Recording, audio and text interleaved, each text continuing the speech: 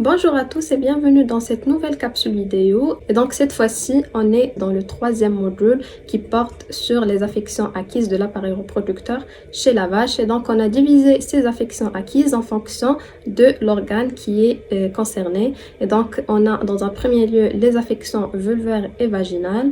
Ensuite, on va voir les affections cervicales, les affections utérines, mais aussi les affections des oviductes et des ovaires. Et on va commencer par la première partie où ce sont les affections vulvaires et vaginales. Les affections vulvaires et vaginales, à leur tour, on les a classées donc selon la nature de l'affection ou de la lésion. Et donc, on a dans un premier lieu les lésions ou les affections qui sont inflammatoires dans le cadre de vulvovaginite. Ensuite, on a les affections tumorales, les affections kystiques, mais aussi on va voir les autres anomalies qui peuvent survenir dans le vagin et la vulve éventuellement, notamment un prolapsus vaginal, un vaginisme ou encore un pneumo ou urovagin.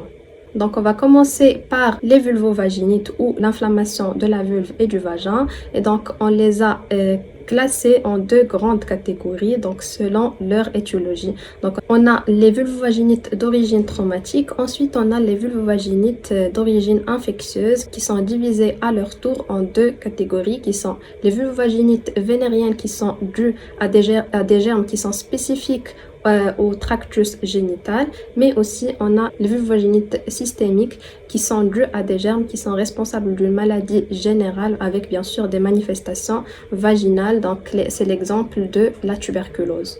On pourrait aussi avoir une combinaison qui peut se produire de ces maladies infectieuses. On commence alors par les vulvovaginites traumatiques. Donc, ils ont comme étiologie premièrement les blessures coïtales, donc lors de la saillie, donc notamment quand on a le pénis du taureau qui est plus long que le vagin de la vache. Ceci c'est dans le cadre de grands taureaux qui vont saillir de petites génisses. Ceci bien sûr va provoquer des ruptures qui sont vaginales et des perforations donc de l'utérus par le pénis du taureau. Donc ça provoque dans des cas les plus graves la mort par choc ou par péritonite aiguë. Mais sinon, si la femelle survit, donc ça va provoquer une péritonite qui est chronique. Ensuite, on a les blessures de parturition ou aussi les blessures de dystocie lors du part. Donc les génisses, notamment celles qui vont venir pour la première fois, donc ils vont subir des lacérations au niveau du col de l'utérus, mais aussi le vagin et le vestibule, et donc une déchirure de la partie ventrale, soit du col ou du vagin. Ceci guérit spontanément chez les génisses, mais bien sûr, ça laisse quand même une petite cicatrice. Ensuite, on a un examen gynécologique qui est traumatique. Donc, ça aussi, c'est une cause courante de vulvovaginite traumatique, surtout quand l'examinateur ou quand le praticien n'a pas beaucoup d'expérience ou s'il ne manipule pas, bien sûr, la femelle avec prudence. Ensuite, on a les blessures qui sont induites par d'autres animaux dans le cadre dans ce qu'on appelle anovulvite traumatique. Et donc, ceci, c'est lorsque les bovins avec des cornes cohabitent, surtout dans des espaces qui sont confinés. Donc, c'est pas rare qu'on observe bien sûr des lacérations de la vulve qui vont se produire. Donc, voici deux images. Deux exemples de la vulvovaginite traumatique. Donc la première image, donc c'est une rupture transversale bien sûr indiquée par le cercle. C'est une rupture transversale dans la partie qui est dorsale du vagin. Donc bien sûr ça peut être suite une blessure de saillie. Ensuite on a le deuxième exemple, c'est une vaginite bien sûr nécrotique suite à une délivrance qui est forcée. Passons aux vulvovaginites vénériennes dans un premier lieu. Et donc les vulvovaginites vénériennes, on les a divisées en trois catégories selon la nature du germe responsable. Donc on a les vulvovaginites parasitaires, les vulvovaginites bactériennes, mais aussi les vulvovaginites d'origine virale. Et donc on va commencer par les vulvovaginites d'origine parasitaire. Et donc on a le parasite le plus courant qui est incriminé dans cette affection, c'est la trichomonose bovine qui est causée par Trichomonas foetus. Donc c'est une maladie bien sûr vénérienne qui est insidieuse chez les bovins, donc qui va provoquer l'infertilité, mais aussi des avortements qui sont précoces dès le 2e au 4e mois de gestation et éventuellement aussi ça peut provoquer un pyomètre. Donc il est causé, comme je viens de dire, par Trichomonas foetus. C'est bien sûr un protozoaire qui est flagellé ou en forme de poire. Il est transmis par des taureaux qui sont des porteurs chroniques de l'infection. Et donc après l'infection par Trichomonas foetus suite à un coït, donc on n'a pas vraiment de réaction immédiate, pas de signes, pas de lésions observables donc durant les 3 au 4e jour suite après le coït. Donc, mais ensuite, donc, c'est-à-dire entre le 4e et 9e jour après le coït, on observe des signes de vulvovaginite et de cervicite aussi qui sont modérés, mais on a rarement l'apparition d'une vaginite ou aussi d'une vaginite qui est plus sévère donc, et qui est chronique, qui peut se développer dans la partie antérieure du vagin. Donc cette vaginite, elle est caractérisée par une muqueuse vaginale qui est rugueuse, ondulée et qui porte des granulations. On a aussi la présence d'un exsudat mucopurulent. Ceci, c'est généralement dans le cas de pyomètre. C'est très rare, voire absent, si on n'a pas de myomètre.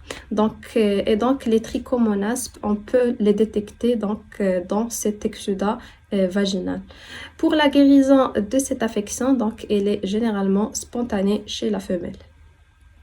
Passons aux vulvovaginites bactériennes. Donc, on a la première catégorie ou la première maladie, c'est la vibriose ou campylobactériose bovine, qui est bien sûr une maladie vénérienne causée par le bacille Campylobacter fetus venerealis ou aussi Vibrio fetus venerealis.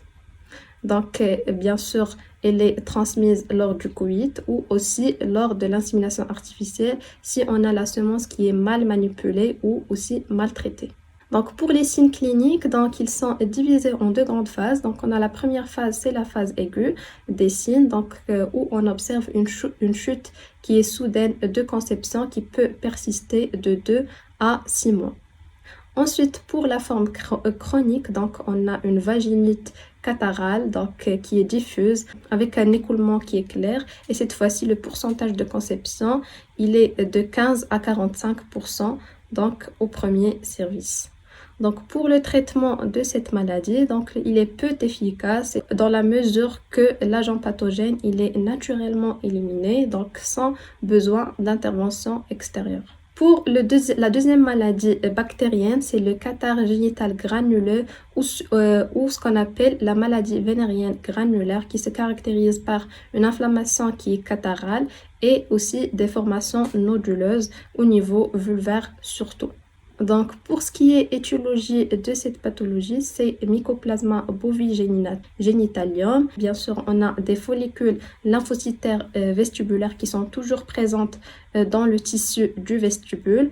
L'irritation de la muqueuse vestibulaire par cet agent qui est Mycoplasma bovigenitalium donc peut ou induit une hyperplasie et une hyperémie de ces follicules et donc on aura des nodules lymphocytaires. Donc durant le stade aigu de cette affection, donc ces nodules ils sont rougis, ils sont enflammés et ils causent un type d'écoulement bien sûr vulvaire purulent. Donc, si on a des bovins qui vont être saillis par des taureaux ou si un spéculum est passé donc à travers leur vulve, donc ces granules ou ces granulations ou ces nodules sont susceptibles de saigner et donc la vache à ce stade manifeste vraiment une douleur. Donc, lorsque ses lèvres vulvaires sont manipulées ou lors de la tentative de saillie, et donc va montrer des signes d'irritation lors de la saillie. Durant la forme chronique, par contre, il n'y a pas d'écoulement purulent et la sévérité et l'hyperémie de la granularité vont diminuer progressivement. Ensuite, on passe aux vulvovaginites qui sont d'origine virale et on commence par la première affection qui est la vulvovaginite pustuleuse infectieuse ou ce qu'on appelle aussi l'exanthème vésiculaire bien sûr coïtal qui est une pathologie hautement contagieuse qui est provoquée par un herpès virus bovin de type 1 et qui est également responsable de la fameuse rhinotrachéite infectieuse bovine et de la balanopostite infectieuse l'IBP. Pour ce qui est signes cliniques de cette affection, donc elle se manifeste par une hyperémie donc, et une douleur qui est vulvaire et vaginale, avec bien sûr la présence de pustules qui est accompagnée de décharges purulentes. Bien sûr, à ce niveau-là, la température des animaux va augmenter le deuxième jour et donc la fièvre va persister durant les 3 à 7 jours chez la plupart des animaux avec bien sûr des signes qui accompagnent la fièvre, notamment une inappétence, un état d'abattement, etc. Donc aussi, on a la douleur qui est très évidente lors de l'examen de la vulve. Donc on observe certaines génisses qui vont tenir la queue en l'air donc constamment et se forcer pendant plusieurs minutes donc après avoir uriné. Pour les lésions qui sont macroscopiques de cette affection, donc on a les vaches affectées, ont souvent cette muqueuse vestibulaire qui a une couleur rouge vif. On a aussi présence de pustules circulaires qui sont légèrement surélevées, donc comme vous voyez dans l'image. Ils apparaissent dans les zones de nécrose épithéliale à environ 48 heures, mais au cours des jours suivants, donc ces pustules ou de nombreuses pustules vont fusionner pour former bien sûr des zones, grandes zones d'ulcération qui sont couvertes d'exsudat fibrineux. Pour les lésions microscopiques, donc on observe généralement des inclusions intranucléaires, une nécrose de l'épithélium vestibulaire et vaginal, mais aussi une accumulation de neutrophiles, de lymphocytes au niveau des vaisseaux lymphatiques à environ 24 heures après l'inoculation et ils vont persister pendant plusieurs jours. Donc pour démontrer ces inclusions, donc dans les tissus colorés, un fixatif bien sûr qui est dur est recommandé. Donc les cellules affectées en périphérie vont contenir des inclusions éosinophiles rondes à ovales avec une margination de chromatine. Pour le traitement, on n'a pas de traitement spécifique pour cette maladie, mais on pourrait quand même administrer un traitement qui est symptomatique, qui va seulement aider à soulager l'animal ou diminuer sa douleur et sa souffrance. Pour ce qui est lésions microscopiques de cette anomalie ou de cette affection virale, donc on observe généralement des inclusions qui sont intranucléaires, comme le montre l'image. Donc on a aussi une nécrose de l'épithélium vestibulaire mais aussi vaginal et on a l'accumulation de neutrophiles et de lymphocytes au niveau des vaisseaux lymphatiques. Donc cette accumulation de ces neutrophiles et de lymphocytes, donc elle persiste pendant plusieurs jours et commence dès les 24 heures après l'inoculation du virus. Donc pour le traitement de cette pathologie, donc tout comme les autres anomalies virales, il n'y a pas de traitement vraiment spécifique, mais on pourrait donc administrer des traitements symptomatiques pour un petit peu soulager l'animal et diminuer sa souffrance. Donc la dernière affection virale qu'on va voir, donc c'est épivague ou ce qu'on appelle la cervico-vaginite épididymite infectieuse bovine. Donc bien que son étiologie elle n'est pas connue, mais il y a des recherches qui ont isolé bien sûr des souches d'herpès virus, mais ces souches ne sont pas génétiquement liées aux souches du virus de la rhinotrachéite infectieuse bovine. Donc pendant l'infection active, donc les signes cliniques vont généralement d'un rougissement léger du vagin à une inflammation qui est sévère de la muqueuse vaginale, mais aussi de la muqueuse utérine qui est accompagnée d'un exsudat mucoïde qui est jaune et opaque. Donc cette infection active, elle peut durer 2 à 3 semaines, mais aussi elle peut partir jusqu'à 9 mois. Donc pendant cette période, l'ostrus elle est toujours maintenue, mais la conception elle est très rare. Donc cette affection peut se propager à l'utérus, aux trompes de Fallope, mais aussi au péritoine ou à la cavité péritonéale et donc provoquer d'autres complications, notamment une salpingite, une formation de kystes ovariens, etc. Pour le traitement, c'est toujours symptomatique. Donc on passe aux vulvovaginites systémiques qui sont dues à une pathologie qui est d'ordre systémique mais qui a quand même une manifestation vulvovaginale, notamment la tuberculose et plus spécifiquement la tuberculose des canaux de Gartner ou de canaux mésonéphrotiques ou mésonéphriques. Donc elle est fréquente et elle est généralement soit en association, soit dépendante de la tuberculose utérine. Donc, cette tuberculose des canaux de Gartner, on pourrait la considérer comme un signe pathognomonique de la tuberculose de l'utérus. Donc, dans ce cas, on a l'un ou les deux canaux de Gartner qui peuvent être affectés et qui sont alors élargis, fermes, mais aussi nodulaires. La tuberculose de la muqueuse vaginale elle-même, elle est beaucoup moins fréquente, voire très rare. Et on passe alors aux affections qui sont tumorales. On les a divisées en deux grandes catégories, qui sont les tumeurs épithéliales, qui sont des tumeurs de cellules épithéliales. Et les tumeurs qu'on va voir dans cette catégorie sont le papillome et le carcinome épidermoïde. Donc ainsi, on a la deuxième catégorie de tumeurs, qui sont les tumeurs mésenchymateuses. Et dans cette catégorie, on va voir donc deux tumeurs, qui sont le fibropapillome et le lymphosarcome. Et donc, par la première tumeur qui est le papillome, donc c'est une tumeur épithéliale qui est bénigne, kératinisante et papillaire, bien sûr avec un stroma de tissu fibreux qui est abondant. Donc cette tumeur, elle est en général petite de taille, mais parfois peut être de grande taille. Donc les papillomes cutanés, ils surviennent parfois sur la peau de la vulve, mais généralement ils apparaissent donc chez les animaux qui sont relativement jeunes et sont dus au virus du papillome. Donc en histologie, on observe une infiltration lymphoplasmocytaire qui est fréquente à la base de la tumeur.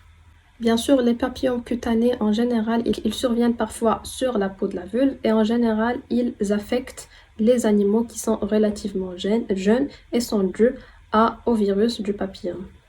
Donc ensuite, on a le carcinome épidermoïde et donc c'est une tumeur maligne qui est constituée de cellules épithéliales qui montrent des pans intercellulaires et aussi une formation de kératine. Donc, si seulement une petite quantité de matériel est disponible, il est extrêmement difficile de différencier entre le carcinome épidermoïde et le papillome. Donc, cette tumeur, elle va survenir dans les zones de peau qui sont dépourvues de mélanine et dépourvues de poils aussi. Et donc, la photosensibilisation va disposer les animaux au développement de la lésion. Donc la lésion, elle semble provenir de la commissure labiale ventrale et va se propager dorsalement au long de la jonction mucocutanée des deux côtés de la vulve. Donc la tumeur, elle est très lente à métastaser et donc les lésions vont passer de l'acanthose au papillome puis au carcinome épidermoïde. Donc cette acanthose ou ces lésions acanthotiques consistent en des épaississements blancs translucides et discrets de la peau qui sont lisses et ils sont très légèrement surélevés par rapport à la surface générale.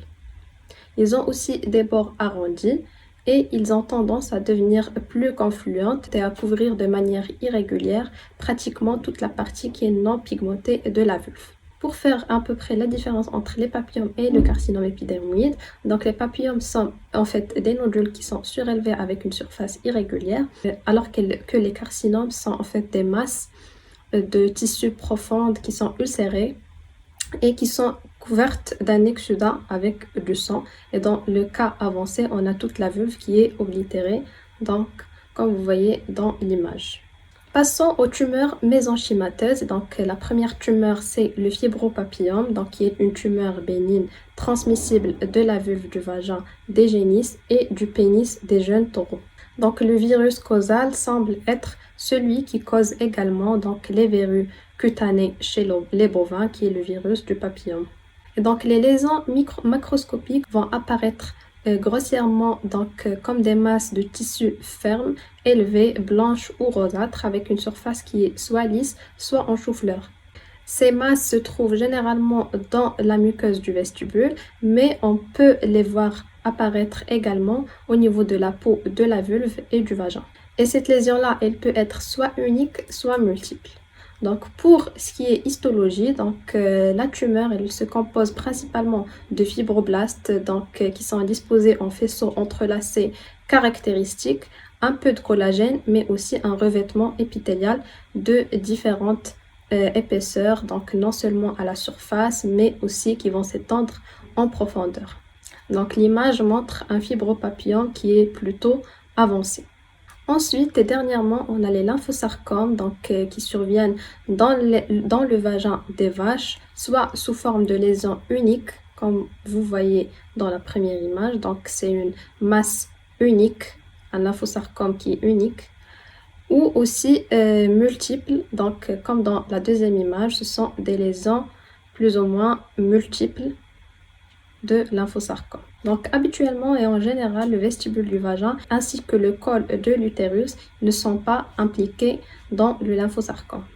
Donc ensuite, pour ce qui est affection kystique, donc on va voir deux types de kystes. Donc premièrement, les kystes des canaux de Gartner, donc ils sont localisés au niveau du plancher du vagin et donc ils sont très rares chez les femelles vierges. Par contre, ils sont assez fréquents chez les femelles ou les animaux qui ont donné naissance à plusieurs reprises ou aussi qui ont été sujets d'une infection bien sûr vaginale.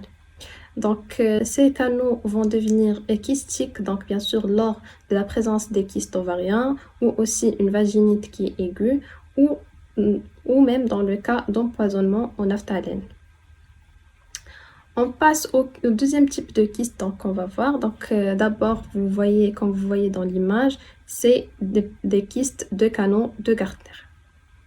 Donc ensuite, on a les kystes de glandes de Bartholin. Donc ces glandes, comme on a dit, ils sont situés au niveau du vestibule et ils peuvent devenir aussi kystiques en raison soit de l'obstruction des canaux et donc cela peut se produire après un processus inflammatoire ou métaplasique aussi. Ces kystes peuvent aussi être associés à la présence des ovaires kystiques, mais aussi lors d'une hyperostrogénémie, puisque ces glandes sont bien sûr sensibles aux oestrogènes. Donc on passe aux autres anomalies du vagin et de la vulve et on va parler notamment du prolapsus vaginal. Donc on a les prolapsus génitaux en général, ils peuvent être définis comme la sortie d'une ou plusieurs structures pelviennes. Donc on a comme par exemple la vessie, l'utérus ou le vagin, donc de leur position anatomique normale via l'ouverture génitale ou la vulve. Parmi bien sûr tous les prolapsus chez les bovins, on a le prolapsus vaginal mais aussi le prolapsus utérin qui sont les plus observés et les plus fréquents. Donc ce prolapsus vaginal va impliquer généralement le prolapsus du plancher, des parois latérales du vagin à travers la vulve avec bien sûr le col de l'utérus et l'utérus qui se déplace vers le bas. Et on a ce prolapsus vaginal, il survient généralement et principalement donc avant le vélage, généralement au cours du dernier trimestre de gestation. Donc, pour ce qui est facteur de risque du prolapsus vaginal, donc on a plusieurs facteurs qui peuvent contribuer à faire un prolapsus vaginal. Donc, notamment, on a des efforts sévères avant le partum, donc c'est dû à l'expulsion des matières fécales. On a aussi l'augmentation de la pression intra-abdominale, donc bien sûr pendant une gestation qui est très avancée. Et on a aussi la taille du rumen ou un rumen qui est agrandi. Ce qui va rendre bien sûr les ligaments autour du périnée plus fragiles. On a aussi parmi les facteurs de risque, on a un niveau élevé d'oestrogènes sanguins, surtout autour de la partie du sang. On a aussi une carence en macro ou micro-minéraux. Passons au traitement de ce prolapsus vaginal qui est normalement une condition d'urgence qui doit être traitée immédiatement avant qu'un traumatisme ou aussi une lacération ne se produise. Donc, il est préférable de faire une gestion qui est chirurgicale du prolapsus tout en utilisant une suture de rétention ou la technique de suture de Brunner. Avant de commencer, il faut impérativement laver la région périnéale et la nettoyer avec de l'eau propre. Ensuite, on passe à l'application de l'anesthésie épidurale, bien sûr, basse au niveau du premier espace intercoccygien, donc tout en utilisant un anesthésique local, notamment la lidocaïne. Donc, ceci est fait pour prévenir les efforts expulsifs de la vache, mais aussi de mieux contrôler la queue et de désensibiliser cette région-là pour bien sûr faciliter la manipulation du vagin pour le remettre en place. Ensuite, la masse prolapsée est nettoyée avec une solution saline normale, mais aussi une solution légère de permanganate de potassium pour bien sûr éliminer les saletés. Et elle est ensuite soulevée à deux mains et replacée bien sûr dans le vagin. Ensuite, la lidocaïne, elle est aussi administrée par voie sous-cutanée dans les lèvres du vagin. Donc, c'est où l'aiguille de Gerlach a été introduite dans l'image. Ensuite, la suture est appliquée. C'est la suture de Brunner qui est avec une corde bien sûr parallèle à la vulve et un écart à l'écart du vagin, bien sûr en laissant un espace de 3 doigts à au maximum une main pour bien sûr faciliter la miction. Il est suggéré de laisser la suture en place pendant un mois avant de la retirer pour avoir un bon résultat. On passe au vaginisme, qui est bien sûr un état morbide caractérisé par une hyperesthésie qui est douloureuse de la vulve et aussi du vagin. Elle est due soit à une pathologie vaginale ou juste une étiologie qui est idiopathique. Donc, elle va entraîner une contracture réflexe et spasmodique du sphincter vulvaire qui va bien sûr gêner et empêcher la saillie. Donc, on va analyser cette photo-là. Et donc, dans la photo, on voit les lèvres vulvaires de la vache qui sont distendues et qui laissent bien sûr apparaître une ouverture large. On a la muqueuse du vestibule et du vagin qui est très bien visible à ce niveau-là. Et donc, on pourrait dire que cette vache, elle présente une fermeture qui est insuffisante des lèvres vulvaires. Bien sûr, normalement, les lèvres vulvaires, elles doivent être bien jointes et elles doivent empêcher une introduction des germes et de saleté dans l'appareil génital.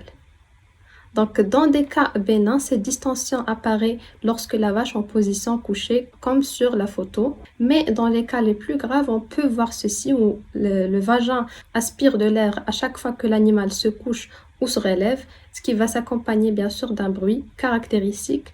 Et donc, on parle du pneumovagin. Donc, pour les facteurs du risque du pneumovagin, il est généralement dû à soit un vélage qui est dystocique, soit des déformations acquises de la vulve et du vagin qui résultent bien sûr d'un relâchement des muscles et des ligaments. Donc la vulve et le vagin se trouvent inclinés dans la cavité pelvienne et donc prennent une position plus en plus horizontale. On a aussi le manque de tonicité des lèvres vulvaires primaires ou secondaires à des lésions qui peut aussi entraîner cette manque de coaptation et donc l'entrée d'air dans le vagin et provoquer le pneumovagin. Donc on a aussi le traumatisme de la région périnéale lors du vélage, comme je viens de le dire. On a aussi l'hyperostrus ou la nymphomanie, donc qui sont aussi des conditions prédisposantes. Et donc, ceci va en résulter une augmentation de risque d'accumulation d'urine dans la portion antérieure du vagin. Et donc, ceci va aussi provoquer l'urovagin.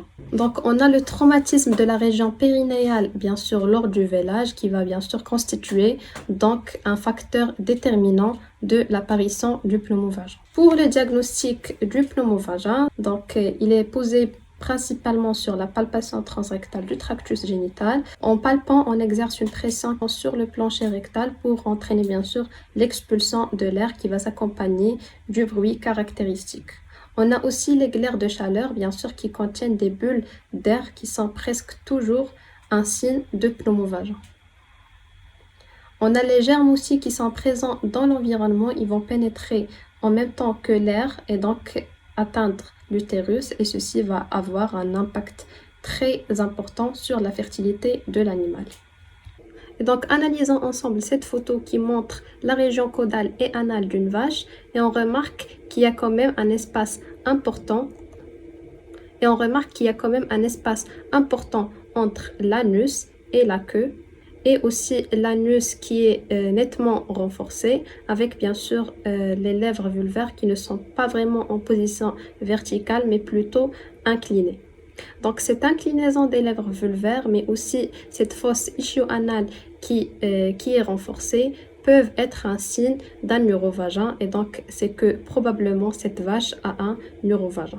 Et donc on parle d'urovagin lorsque l'urine ne s'écoule pas correctement vers l'extérieur. Et pour donc récapituler l'urovagin, donc on a l'urovagin qui consiste à une accumulation plus ou moins importante d'urine dans la cavité vaginale et on le classe en 3 degrés bien sûr selon le volume d'urine qui est accumulé sur le plancher vaginal. On a aussi ici les facteurs de risque de l'urovagin qui sont généralement une endométrite, l'augmentation du nombre de lactations, on a aussi un urovagin lors de la lactation précédente, on a aussi un score corporel qui est diminué et aussi la position horizontale de la vulve, on a l'inclinaison vers l'avant du bassin et le relâchement des muscles du vestibule qui sont bien sûr des facteurs prédisposant à l'urovagin. On a le diagnostic de l'urovagin qui se fait généralement par vaginoscopie, qui est réalisé soit sur une vache qui est infertile ou dans le cadre du contrôle d'involution utérine. On a ensuite le traitement de l'urovagin qui se repose sur la prévention des dystocies, sur aussi le traitement des endométrites et aussi par drainage vaginal et une méthode chirurgicale. Et donc la méthode chirurgicale, elle se fait tout en réalisant une extension du méa urinaire. Et donc pour ce faire et après une anesthésie bien sûr loco-régionale ou locale du site opératoire, on pratique une incision en V de part et d'autre du méa urinaire et donc on a les bords de la plaie qui sont disséqués et ensuite suturés par une double suture des plans supérieurs et inférieurs bien sûr réalisés au moyen d'un fil qui est résorbable. Donc voici une vue postérieure de la jonction vulvo-vaginale avant bien sûr l'intervention chirurgicale et ici on a la vue postérieure après bien sûr l'intervention. Et donc on arrive à la fin de cette capsule vidéo, je vous donnerai rendez-vous dans la capsule suivante qui va porter sur les affections cervicales.